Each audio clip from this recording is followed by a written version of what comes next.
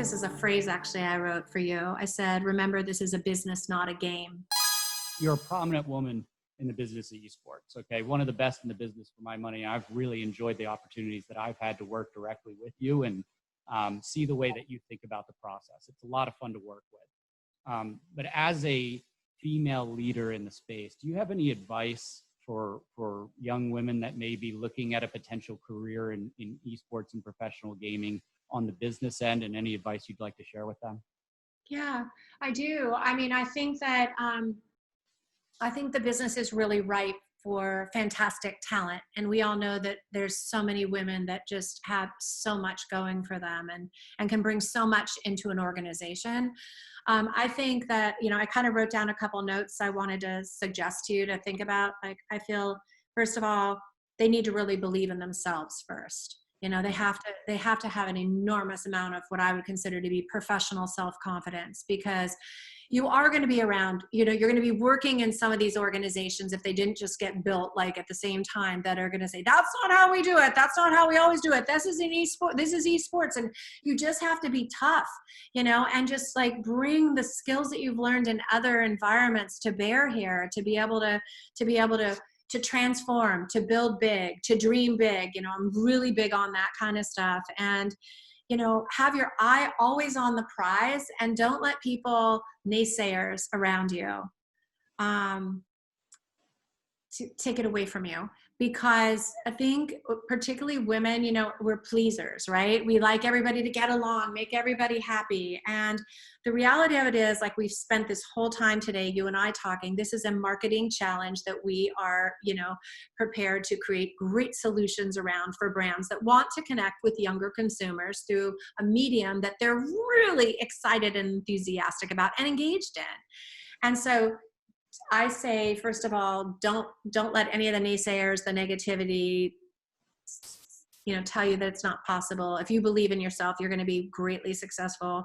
Make sure that you're working on a team of people that have incredible work ethics, that are also rowing in the same direction, super hard in these organizations, particularly because some of the people in esports don't have the same backgrounds professionally.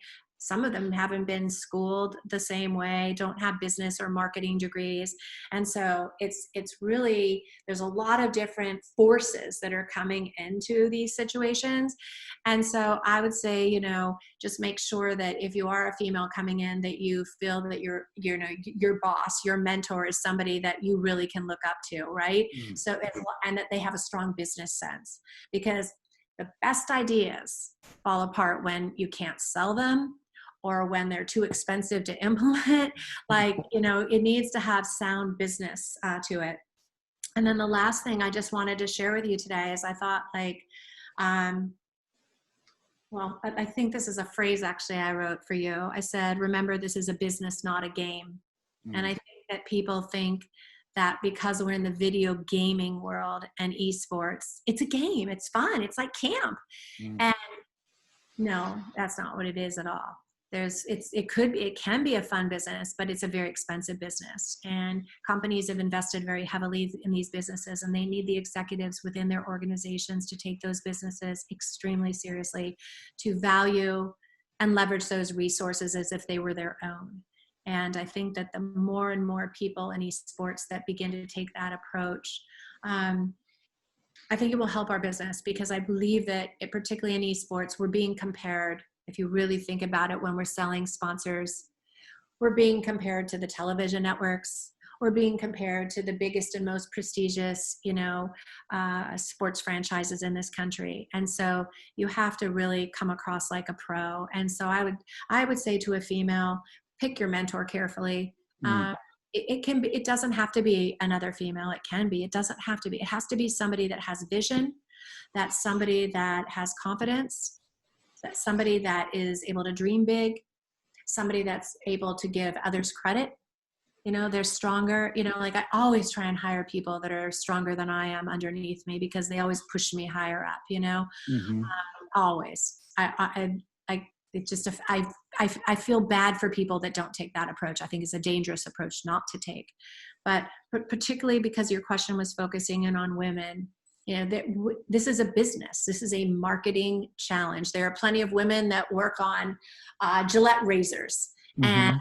you know, men's fashion and footwear. So, you know, we have every right to be in this business. And I think, you know, the mixture of women and men I think it's going to transform the entire industry, because not only into a legitimate business, but it's just going to continue to be the sports entertainment business on the planet, really the entertainment business on the planet that includes everybody. It doesn't matter where you come from, what your socioeconomic background is, whether you're, you know, black, white, you Mm-hmm. know, whether you're Asian or, you know, thin, whatever it is. Like it doesn't matter. What matters is you contribute, you produce, you bring value, you help the brand win.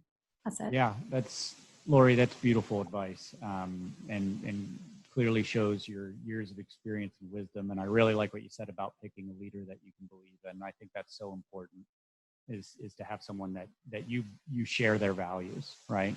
And you want to achieve some goals together. Getting that team mentality and that we over me mentality Yeah.